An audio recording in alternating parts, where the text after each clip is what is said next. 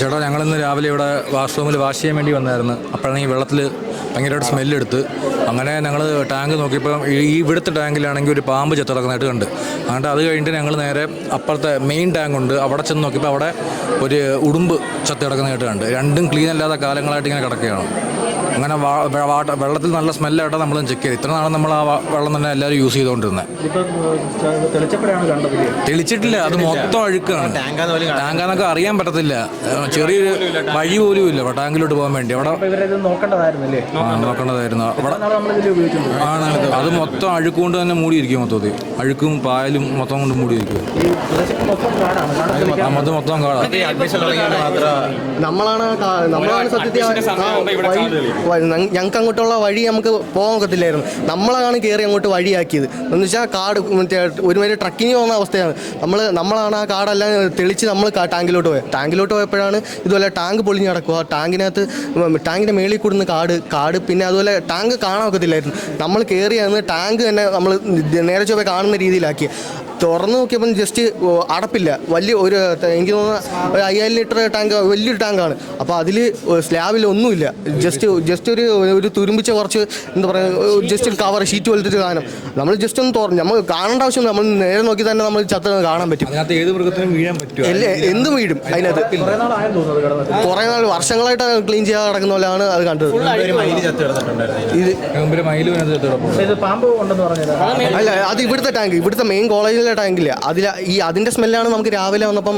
നമ്മൾ രാവിലെ ഇതുപോലെ വാഷ്റൂമിൽ വന്ന് ജസ്റ്റ് മോൻ കഴിയാൻ വേണ്ടി വെള്ളം എടുത്തപ്പോഴാണ് നമുക്ക് ഇതുപോലെ നമുക്ക് നല്ല വാടായിരുന്നു. അപ്പോൾ അത് കഴിഞ്ഞിട്ട് നമ്മൾ ജസ്റ്റ് ഒന്ന് ചെക്ക് ചെയ്യാനെ കൊണ്ട് കയറി അപ്പോഴാണ് ഇത് ഒരു പാമ്പ് ചത്ത് കിടക്കുന്നത് കണ്ടത്. ഇവിടെ ഞങ്ങളുടെ വാട്ടർ ടാങ്ക് ക്ലീൻ അല്ല. ഇത് ഇന്നലെ തുടങ്ങിയ പ്രശ്നമല്ല, ഇത് കുറച്ച് നാളുകൊണ്ട് ഇവിടെ ഉണ്ട്.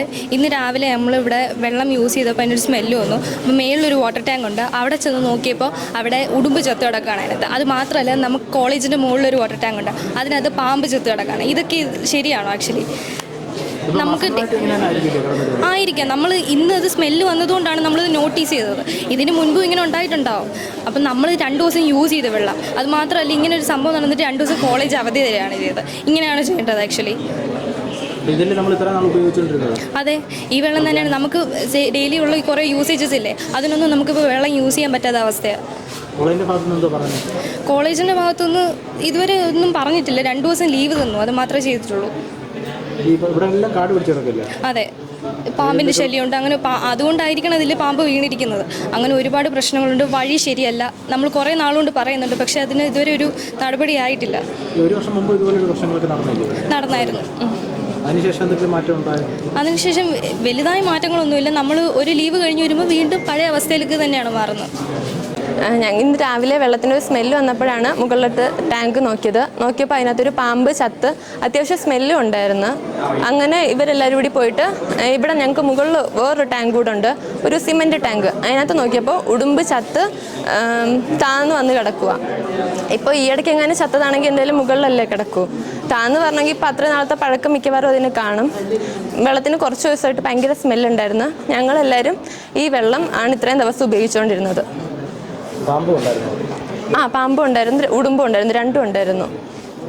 പ്രദേശം എല്ലാം കാടും പിടിച്ചിരിക്കുകയാണ്. അതുപോലെ തന്നെ വഴി ഈ ഇടയ്ക്ക് ആർക്കോ കാലിന് വയ്യാണ്ടും പറ്റിയിട്ടുണ്ടായിരുന്നു വഴി.